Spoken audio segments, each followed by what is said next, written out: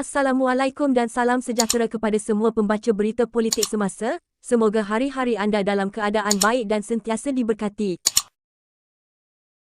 Usaha menentukan Perdana Menteri yang ke-10 diteruskan dengan Istana Negara mahu parti-parti politik menubuhkan kerajaan perpaduan. Malaysia kini membawakan berita terkini secara langsung selepas pilihan raya umum. 1 PIM, mesyuarat Majlis Raja-Raja Melayu ditangguhkan. Kecuali Yang di-Pertuan Agong, Raja-Raja Melayu masing-masing berangkat pulang. Difahamkan keputusan berkaitan siapa bakal Perdana Menteri sudah dibuat dan kenyataan akan dikeluarkan tidak lama lagi. PN pertimbang kerajaan perpaduan dengan parti sehaluan.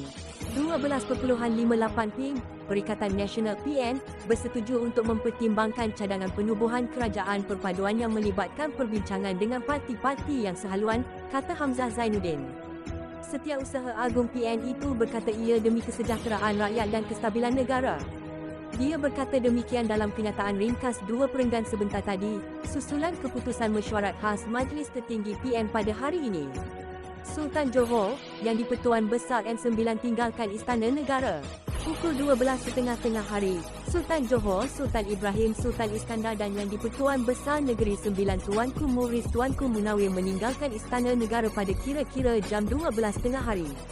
Namun, Raja-Raja Melayu lain masih berada di Istana Negara.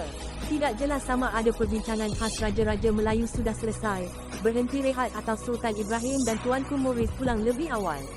Lawan tetap lawan, ahli UMNO berhimpun sokong Zahid. Pukul 12.30 hari, kira-kira 50 ahli UMNO mengadakan himpunan di depan ibu pejabat parti itu bagi menyuarakan sokongan kepada Presiden Ahmad Zahid Hamidi. Himpunan itu sebagai reaksi kepada desakan dari parti komponen BN agar dia meletakkan jawatan sebagai pengerusi BN.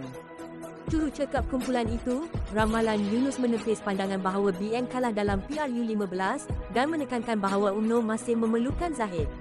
Dia juga menggesa orang ramai menyokong nasihat Yang di-Pertuan Agong agar kerajaan perpaduan ditubuhkan.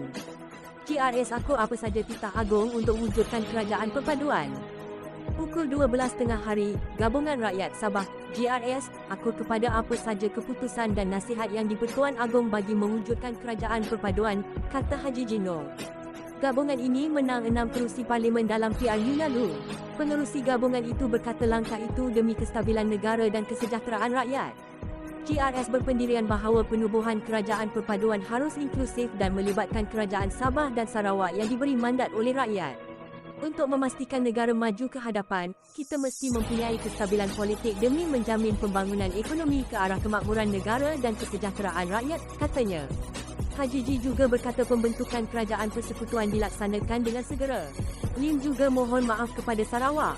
Pukul 11.50 pagi, pengerusi Lim Buan Eng memohon maaf atas kenyataannya yang mungkin pernah menyinggung perasaan Premier Sarawak, Abang Johari Openg dan Kerajaan Negeri Pimpinan Gabungan Parti Sarawak GPS.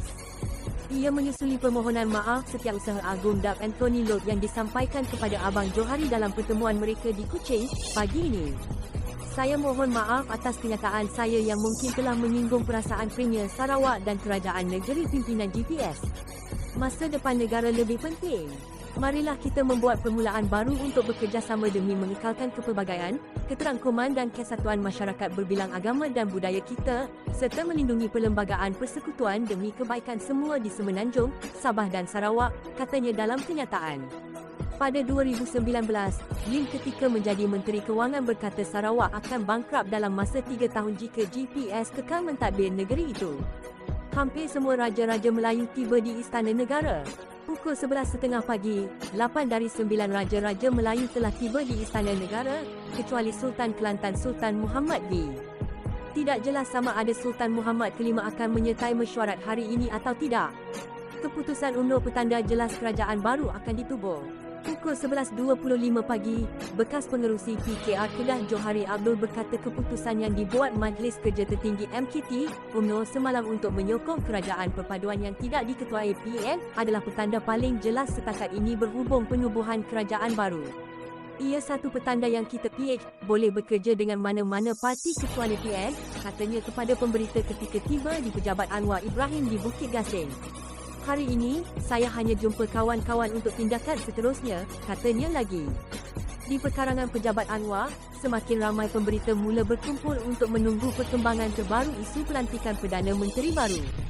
makanan ringan turut disediakan untuk mereka.